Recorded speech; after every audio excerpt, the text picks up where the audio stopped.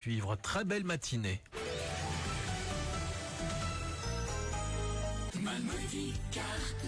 Malmedy Carrelage, des nouvelles séries tendances, des formats innovants, un accompagnement, des conseils et un suivi sur mesure. Et surtout, des prix tout doux. 28 Pont de Warche à Malmedy. Impact FM, l'inforégion avec Olivier Tomezzoli.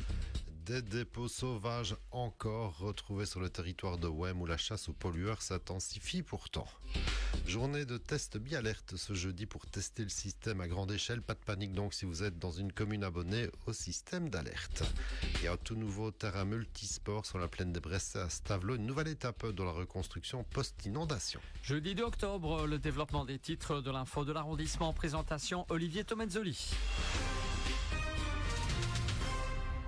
Bonjour à tous et on commence avec un constat. Il est bien difficile de se débarrasser des gros pollueurs qui pullulent dans nos communes. Constat alimenté par ces nouveaux dépôts clandestins pour ce mois de septembre sur le territoire communal de Wem. 4 dépôts constatés au cimetière de Robertville, au château d'eau, rue de Coteau, chemin des Champs et au Bulle à Verre à Zurbrot. Des dépôts de la part de paresseux dégueulasses qui ne veulent pas prendre la peine de se rendre au parc conteneur ou de trier basiquement leurs déchets pour les poubelles. La commune de Wem qui rappelle que chaque incivilité est un manque de respect envers l'environnement, les équipes communales et encore toutes les personnes qui prennent soin de notre région, en rappelant aussi que les contrôles sont renforcés et que des sanctions sont appliquées. On poursuit avec cette grande enquête de la police judiciaire fédérale, enquête pour une vaste escroquerie à la carte bancaire avec de nombreuses victimes recensées dans notre arrondissement. Notamment, la technique utilisée est éculée. Les voleurs contactaient les détenteurs de cartes souvent en leur baratinant par message pour obtenir les infos secrètes et soi-disant qu'ils devaient se connecter à Carte Stop. Ensuite, les comptes étaient vidés ou de grosses sommes dépensées. Ici, cela allait même encore plus loin. Les voleurs se présentaient chez les victimes pour récupérer des cartes soi-disant bloquées, histoire de vider les comptes plus facilement encore. Et au cours des derniers mois, plusieurs opérations ont permis de réaliser des flagrants délits, des perquisitions et 8 arrestations de suspects, notamment en région verviétoise. Des GSM, des cartes, des documents et 15 000 € en cash ont été saisis par les policiers alors que le parquet appelle les victimes à se faire connaître.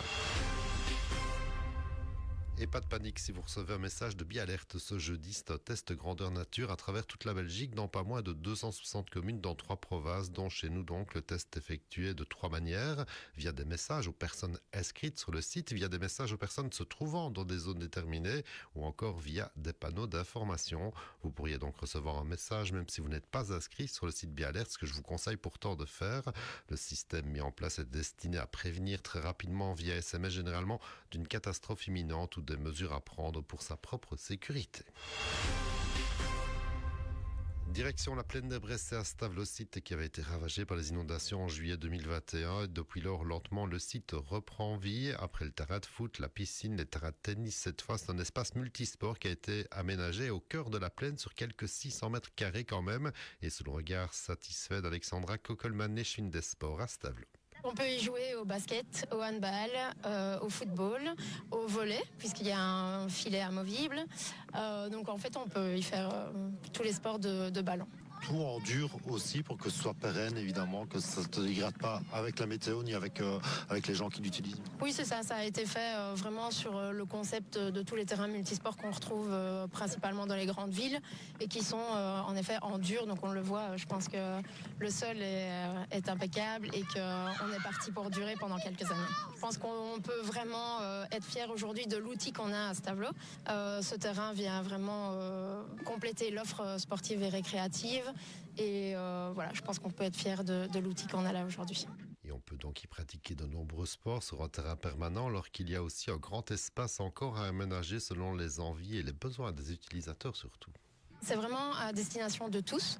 Donc ça a été une volonté des jeunes. Pendant le Covid, ils avaient vraiment demandé à avoir un terrain multisport, avoir une zone où ils peuvent jouer, partager. Ce terrain est vraiment à destination de tous. On peut venir y jouer en famille, entre amis.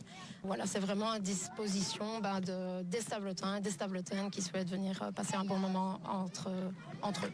Avec un espace qui n'est pas encore aménagé, qui est à côté, mais qui est laissé libre, on va dire, pour les bonnes idées, finalement.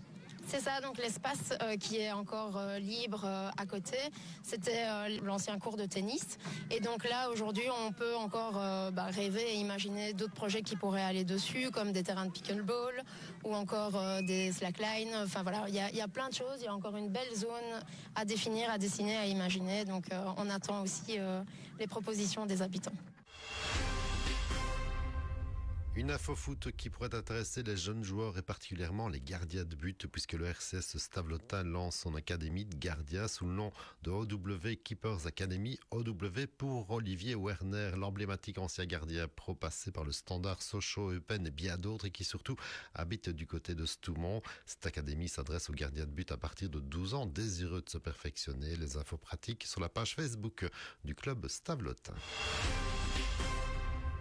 Et enfin, en championnat, on jouait hier soir en première provinciale dames avec le déplacement de Bellevaux à Warem en match d'alignement et défaite des filles sur un score Arsenal à 1-0 au terme de ce long déplacement. Bellevaux qui reste bloqué à la 3e place avec un bilan de 9 sur 15 après 5 journées de championnat en première provinciale dames en foot féminin donc. L'info continue sur notre page Facebook Impact News.